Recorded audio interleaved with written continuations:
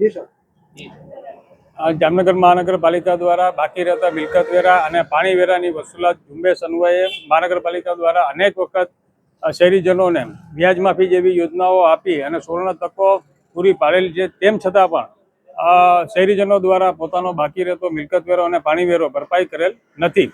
મહાનગરપાલિકા દ્વારા ના છૂટકે સખત કદમ ઉપાડવામાં આવેલ છે અને તારીખ 6/3 એક જાહેર નોટિસ આપવામાં આવેલી હતી કે જે લોકો પોતાનો બાકી રહેતો મિલકત વેરો અને પાણી વેરો ભરપાઈ નહીં કરે તેમને પાણી પુરવઠો અસ્થાયી રૂપથી બંધ કરવામાં આવશે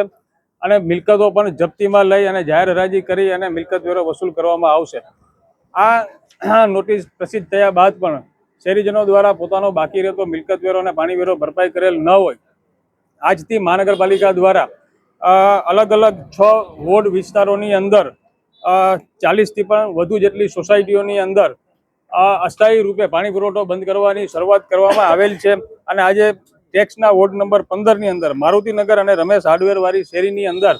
જે અંદાજિત 450 થી 500 જેટલા રહેણાંક મકાનો આવેલા છે તેમનો પાણી પુરવઠો અસ્થાયી રૂપથી આજથી બંધ કરવામાં આવેલ છે।